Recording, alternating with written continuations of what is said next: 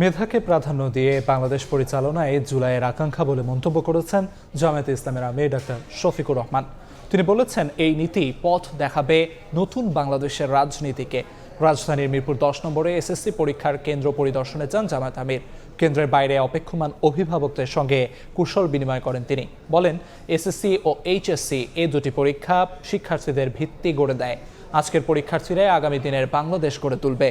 Chittagong city কলেজে সহিংসতা প্রসঙ্গে তিনি বলেন, মানুষ হওয়ার আঙিনায় কেউ অমানুষের কাজ করুক, সেটি প্রত্যাশিত নয়। মেধার যত বিকাশ ঘটবে জাতি তত এগিয়ে যাবে।